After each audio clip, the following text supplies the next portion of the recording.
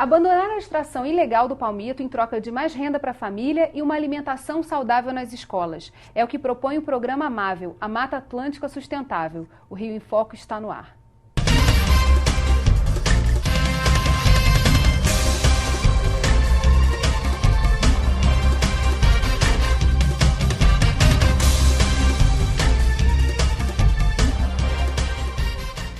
É possível obter renda sem sacrificar a floresta. É o que propõe a Frente Pró-Jussara, criada pelo economista Jorge Braille, que está aqui conosco e é especialista em alimentos saudáveis e sustentáveis, e o professor de Direito Ambiental da PUC-Rio, Oscar Graça Couto, cofundador do programa Amável.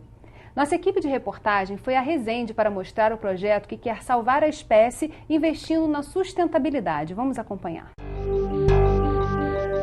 A verdadeira riqueza dessa planta não está no caule, de onde é tirado o palmito, mas nos frutos, muito parecidos com os do açaí da Amazônia. Eles têm de 3 a 4 vezes mais o antioxidante antocianina, que tem ação anti-inflamatória e previne alguns tipos de câncer. Também tem 70% mais ferro e 63% mais potássio do que o açaí.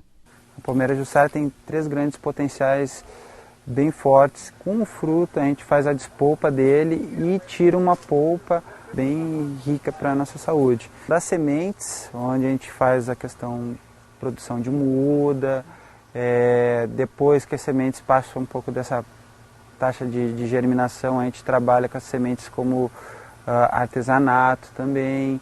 Ela tem um monte de potenciais que ainda vão ser descobertos e estão sendo assim trabalhados. Agora chegou o melhor momento. Vamos conhecer as delícias que são feitas com a polpa do fruto da jussara. Na Serrinha do Alambari, no município de Resende, a Frente Pró-Jussara extrai a polpa dos frutos da palmeira e faz uma mistura com inhame, banana e guaraná. Depois que nós recebemos os frutos dos coletores, nós higienizamos e sanitizamos os frutos e depois colocamos os frutos nessa máquina onde é extraída a polpa da jussara. Logo após a extração da polpa, ela passa para essa máquina envasadora, onde nós embalamos as polpas em sacos de 1 kg e congelamos. Para podermos fazer o nosso sorvete, nós descongelamos as polpas e misturamos nesse liquidificador, junto com banana, inhame e guaraná, homogeneizamos a mistura e logo depois nós colocamos essa mistura na nossa sorveteira. O projeto Frente Pró-Jussara também trabalha para convencer os cortadores ilegais de palmito a virarem coletores dos frutos. Entre os meses de maio a setembro, cada coletor tira de 120 a 180 quilos do fruto da palmeira por dia. A Frente Pró-Jussara mostra que mais valem os frutos na mão do que as palmeiras no chão. A ideia da Frente Pró-Jussara é conseguir retomar o status da palmeira jussara na Mata Atlântica. A palmeira jussara tem estudos de botânicos, já representou 25% das árvores de grande porte da Mata Atlântica. E hoje em dia ela é uma espécie ameaçada de extinção. Se você pegar a carta de Pero Vaz de Caminha, de 1500 para Portugal, ele cita a palmeira jussara 2 ou 3 vezes. Ela era realmente muito abundante na Mata Atlântica. E os frutos já eram utilizados, utilizados como alimento pelo ser humano? A gente já ouviu falar de botânicos que relataram isso em livros que estão na biblioteca em Portugal, que eles na época provavam os frutos, etc. Mas isso se perdeu ao longo do tempo, né? Porque a extração do palmito foi muito forte, então, diferente do açaí que você pode cortar e ele rebrota, a palmeira jussara é só um tronco. Uma vez que você corta, ela morre. E era o palmito mais comum antigamente, né? Hoje você já tem outros palmitos, mas esse era o que a gente mais consumia. Até porque ele praticamente deixou de existir. Era uma árvore absolutamente abundante, que hoje integra a lista oficial de espécies ameaçadas de extinção. Isso por conta da extração do palmito e não da utilização do fruto. O que o programa pretende é inverter essa lógica e, ao invés de matar a árvore, permitir que ela frutifique sempre e seja uma fonte permanente de renda. Isso nós conseguimos mostrando matematicamente, economicamente, para o palmiteiro, que ele terá mais vantagens sobre todo e qualquer ponto de vista, colhendo o fruto e deixando a palmeira em pé, do que matando a palmeira para o fim da extração do palmito. Mas para isso você tem que desenvolver uma cadeia de produção, né? E esse é um dos propósitos do programa Amável, que é exatamente permitir que a mata, que a exploração da mata se dê de forma sustentável, além de modo legal. Uhum. E nós invertemos essa lógica, nós pretendemos substituir uma atividade clandestina e criminosa, que é a exploração do palmito, numa exploração virtuosa, sustentável, legalizada, que é da colheita do fruto, com o replantio das sementes, porque esta também é uma outra lógica, de modo a que a gente possa, como falou o Jorge, recompor o status que essa palmeira um dia teve e, ao mesmo tempo, gerar trabalho e renda em áreas onde trabalho e renda são atualmente relativamente escassos. Então, esse é o programa, esse é o propósito do programa. A jussara desempenha um papel muito importante para a fauna, né? Ela é um alimento, assim, já foi um dos principais alimentos da Mata Atlântica. Você vê até hoje, em florestas preservadas, onde tem muita jussara, tem muitas aves, ela é um alimento para... Tem estudos da Embrapa para uma vasta quantidade de animais. E como falou na matéria, tem muitas propriedades, quer dizer, um fruto muito nutritivo. Como fez parte do programa todo esse estudo a respeito dessa composição química e da importância disso para a utilização nutricional? No início do projeto foi isso, a gente via os pássaros comendo, né? Lá na Serrinha ainda tem muita jussara, é uma das poucas áreas onde ainda é muito abundante. E lá tem muito jacu, muito tucano, então a gente via os pássaros comendo. Aí foi bom, isso aqui é parecido com açaí, deve ser gostoso, tem muito, né, as aves. E aí a gente foi atrás da literatura, e tinha estudos do CEPLAC, já antigos, comparando os valores nutricionais da polpa da jussara versus a polpa do açaí do norte. E mostrando que isso depois se replicou em vários outros estudos, da Embrapa, da Universidade Federal de Santa Catarina, comprovando que realmente ela é muito, muito rica, né, em antocianinas, em polifenóis, em ferro e cálcio, né? Então, isso motivou a gente a falar, bom, aqui dá para ter um produto muito legal. A ideia é que a gente conseguisse fazer um produto diferenciado, de alto valor, né, de um apelo interessante, nutricional. A gente não queria vender em feirinha, uma coisa muito artesanal, porque a gente queria dar um valor para o produto interessante, para isso poder ser escalonável. Conseguir ganhar uma escala a ponto de realmente fazer a diferença para a floresta. Agora, esse argumento de que você pode manter a palmeira em pé e usar e explorar os frutos, ele convence quem está lá acostumado a ser ilegal, a cortar... Porque tem um valor esse palmito, né? Como é que é essa lógica? Hoje o palmiteiro, ele avança sobre áreas onde ainda existe a palmeira e devasta essas áreas, extrai todos os exemplares existentes. Com isso, a cada ano, ele é obrigado a expandir suas fronteiras. Ele perde uma área de produção, é obrigado a expandir outras áreas, atuando sempre de modo clandestino e criminoso. Então, nós provamos por A mais B, matematicamente, que ele é capaz de oferir uma renda maior e por um período indefinido de tempo. Isso pode fazer numa floresta, por exemplo. Eu tenho uma reserva legal na minha fazenda. Eu posso plantar a jussara lá. Quer dizer, é possível também isso, fazer um manejo sustentável desse... É possível e é importante que exista, em relação a isso, um apoio do órgão ambiental competente. Quer dizer, no sentido desse órgão estar ciente da existência da palmeira e da possibilidade de sua exploração, que se dá através de um plano de exploração sustentável, segundo regras que são estabelecidas e que prevêem, por exemplo, que pelo menos 1/3 dessa produção fique na floresta, nas árvores, para permitir que a fauna faça uso desses frutos. Isso é muito importante também. Aliás, a jussara, ela não é abundante ou não foi muito abundante à toa. Ela foi muito abundante porque mais de 60 espécies de animais, entre pássaros, mamíferos, da anta ao macaco, ao morcego, até o teiu, o lagarto, fazem uso desse fruto e através da alimentação, espalham esses frutos pela floresta. Agora, a gente tem a possibilidade agora do ser humano espalhar também. A gente vai continuar conversando sobre isso no próximo bloco, não saia daí. Rio em Foco aqui, política e economia caminham juntas.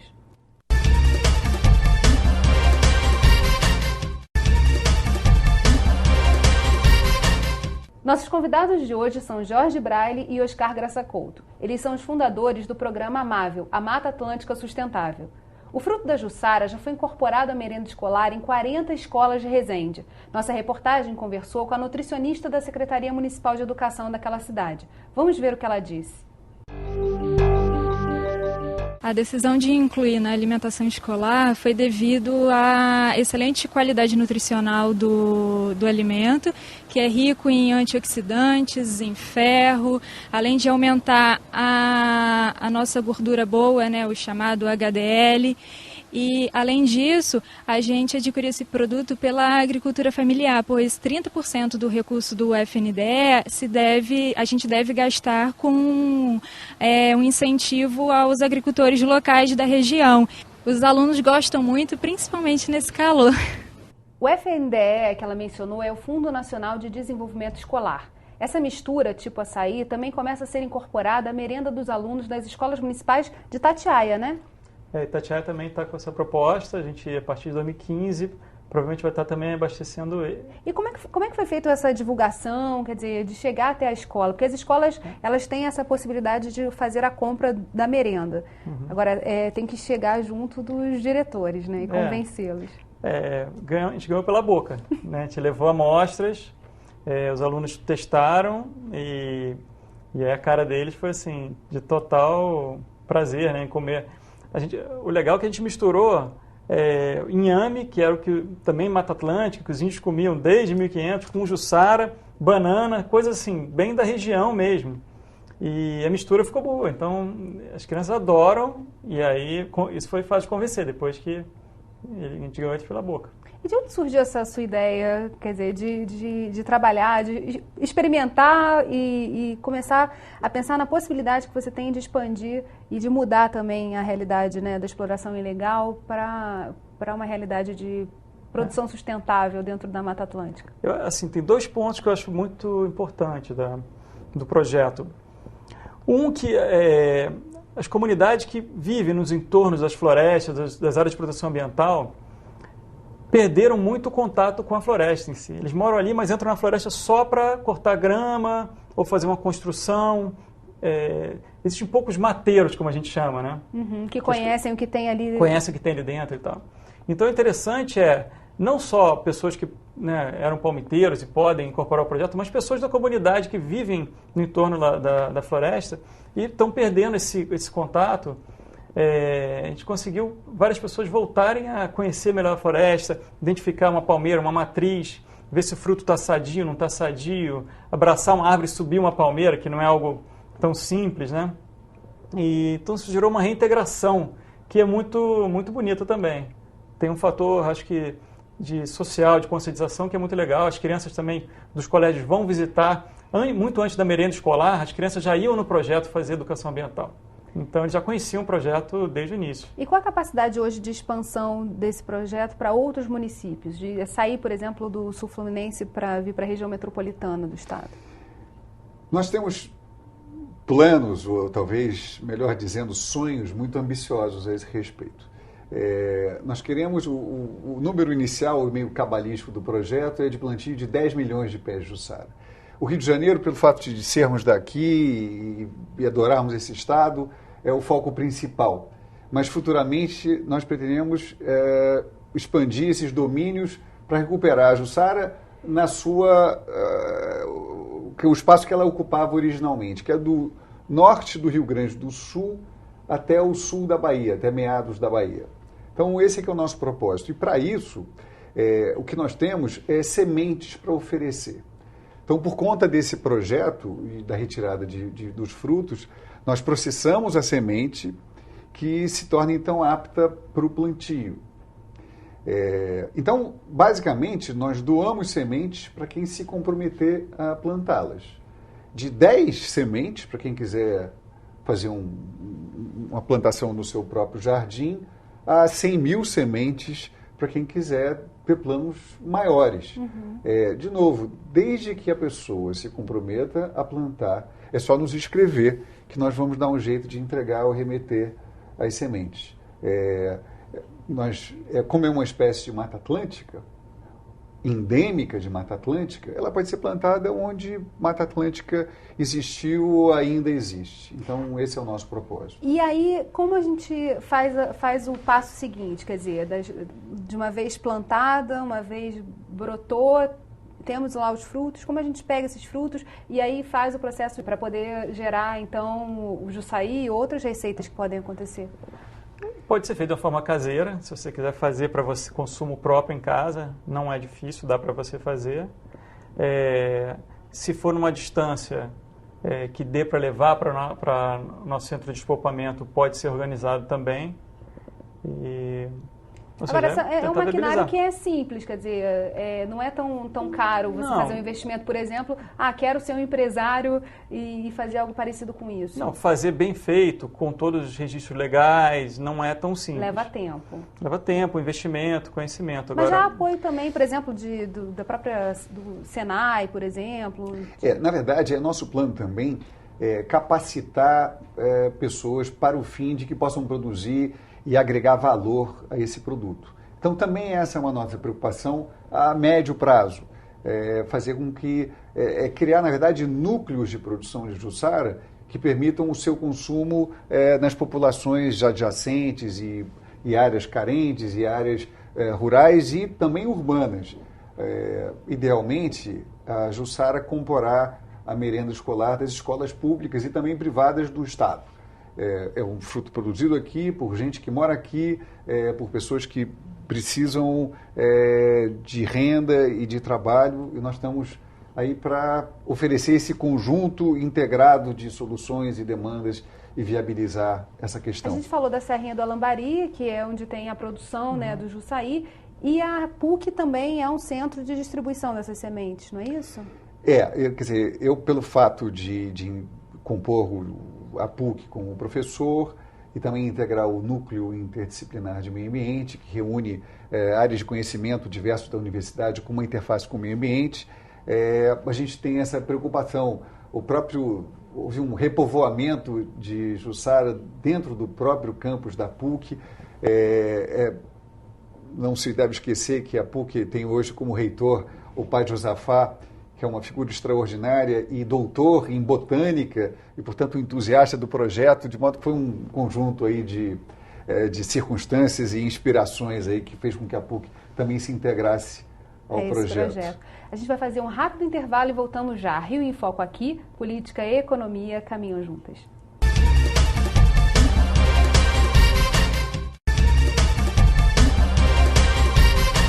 Além do Jussaí, a Frente Pro Jussara vem desenvolvendo outros projetos. Nossa reportagem vai mostrar alguns deles. Vamos acompanhar. Para garantir o fim do risco de extinção da espécie, são produzidas mudas para serem distribuídas gratuitamente. Mas para plantar a palmeira é preciso ter técnica. A gente tem a semente da palmeira jussara, que ela é mais ou menos desse formato, e quando a gente coloca ela na terra, ela começa a desenvolver esse embrião e vai criando essa raiz aqui, ó.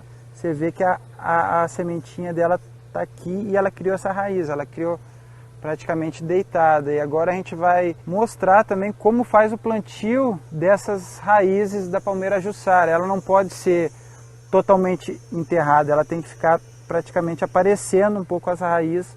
Você tem que nutrir o solo, dar um alimento para o solo. Então a gente trabalha muito com galhos e folhas. Esse aqui é um modelo mais simplesinho, mas geralmente a gente enche de madeira e depois coloca folhas e aqui fica ela. E ela aqui não está enterrada o miolo, é só a parte redonda que é enterrada. E aqui ela vai desenvolver.